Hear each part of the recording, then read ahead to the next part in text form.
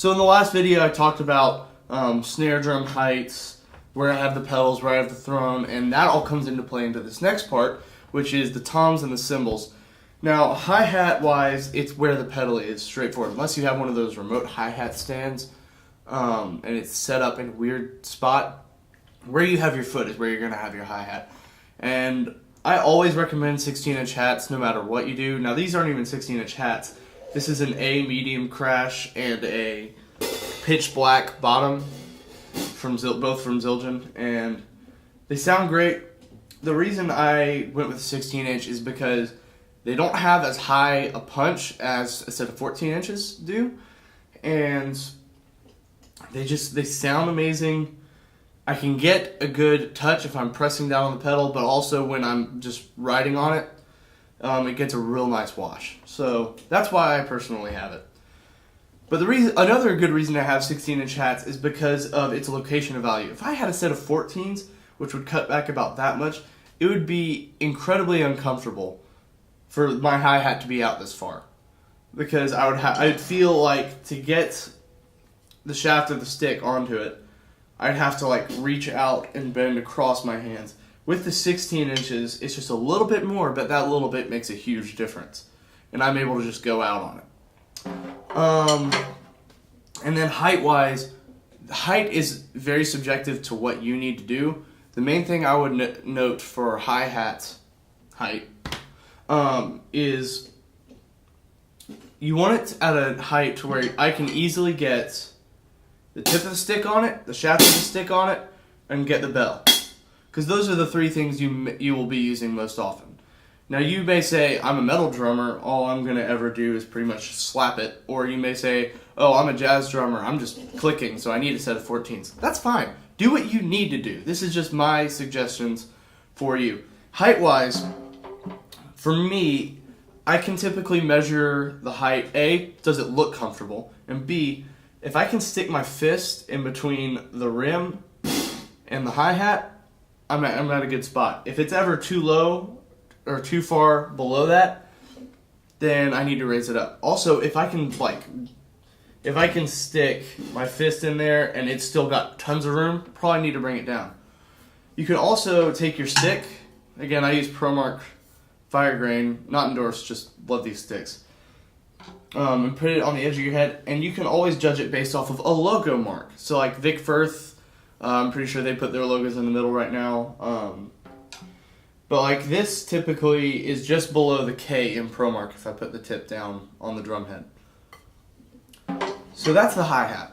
It's whatever is most comfortable. Everything outside of the snare drum and the kick drum should be just whatever is the most comfortable and the most useful. So going to these other cymbals, this China, it's easy for me to reach. I'm not having to like slap up or get anything from that, and either way that wouldn't get me the best sound. So it's right where I can hit it and come back to the snare. It's also right where I can hit it with a good playing zone. I'm not crashing down on it, I'm swiping, and I'm getting the shaft of the stick on the bow of it, which gives it a better sound in my opinion, and B, it'll make the cymbal last a little bit longer because you're not putting all that force through the cymbal, you're swiping at it. Same with this crash, it's at a good spot. I typically like to ride out on this crash just whenever I want a sound that's a little bit higher pitched than my ride cymbal. If I'm just going at it here, I can, and it's not any hindrance to me. It's high enough to where it's out of this microphone. It's also high enough to where I can get a huge difference between these two sounds, but it's not too high that I'm having to strain my arm to get there, or that I'm hitting the cymbal incorrectly. Now, when I say hitting the cymbal incorrectly, what most people bring that to mean is you don't want to hit the cymbal like this, and you don't want to hit the cymbal really like this, because that's adding a lot of pressure into one certain spot. Now, if you want that sound, go for it. But what I understand to be the best sound and what makes the cymbals last longer is when you're taking the meat of the stick and swiping at it. Because you're working with the natural tendencies of the cymbal. It's spinning a little bit, and that adds a little bit of the pressure into the sleeve. Also, when you crash down into it, it's going to bend a certain way. it's all going to bend down in this direction, and that's just going to cause all the vibrations to go through the cymbal. Again, if you like that sound, go for it. If you don't, I strongly urge you, and if you want your cymbals to last longer, I strongly urge you to use that swiping method. Sometimes you'll see me hit straight through it, and most of the time that's either intentional, like I wanted that specific just harsh crash sound, or I just wasn't thinking and I went right through it. Technique is something you build over time, and that's just something that hasn't been fully ingrained as the go-to. So, you want to do that. The way you get the right height is, A, make sure you can see the top of the cymbal. You don't want a cymbal that's angled like this where I can't see the full edge of the cymbal. If you can't see the whole thing, it's too far that way. As well as, even if you can see the whole thing, if it doesn't really look round, if it looks kind of like an oval, or you can see this half way more than the other half, so the front half way more than the back half, it's too far tilted. I want to make sure that it's nice and comfortable for me to just run across the top of it. Now, I'm not saying also don't tilt your cymbals like this, because once you do that, you're having to swipe down like this, and your wrist is not going to appreciate that at all.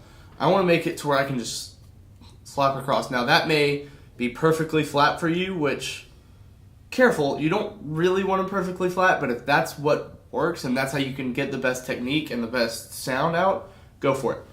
And you don't really want to be too far tilted down, because getting a good crash on that would have to include you taking the stick and bending your wrist to get it. You don't want to do that. So that's how I get the crashes set. That's the same ones on this side. That's even how I get the ZilBele and the splash cymbal set. I get what can I get, how can I hit both with the best amount of ease and the best sound. And the last cymbal that we're going to worry about is a ride cymbal. This is, now if I were on a gig and they said you need to bring the minimalist amount of stuff you can possibly bring, I would bring snare, kick, ride, hi-hat. You can do less, but that gives me the most amount of sound for the least amount of space. So the ride cymbal is very important. For me, I put my ride cymbal pretty much always at an equal height from the hi-hat if I can. So I want these two to be pretty much identical in how high they are. That is based off the ground, of course. So I put those at the correct height. Then I want to make sure I can do my 3 checklists for every other cymbal. Or the hi-hats. Can I hit the bell? Yes. Can I hit the bow of the cymbal? Yes. Can I crash out on it? Yes. If it's too low, typically it's a little bit harder and I feel like I'm having to reach down and get close to my leg, but if that's the case, I just raise it up a little bit.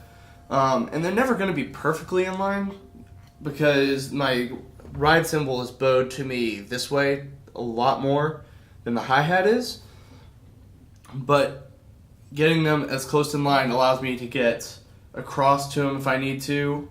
Also, the fact that I don't have a tom here lets me bring it in to where it's in complete access for whatever I'm wanting to do. So it's in a central location, and typically I like to crash out on this thing. So, because this ride gets me a lot of good wash, and I've had it for years, and it still sounds pretty good. So the ride cymbal, you want the correct height, and as for the angle of it, typically, again, you want whatever will do those 3 things. I personally like mine closest to flat because it's below me. And while it's below me, I can still get my stick on the bow of it. I can hit the top of it whenever I'm doing a jazz thing. And I have easy access to the bell. I'm not having to reach up here and get to it. Again, some people like to do that. That's fine. And I just have easy access to all of the sounds I can possibly get out of this thing, even if I just want to get one of those. So the ride cymbal is there for that reason. And all of my cymbals are set up to where I can reach them and I have access to them.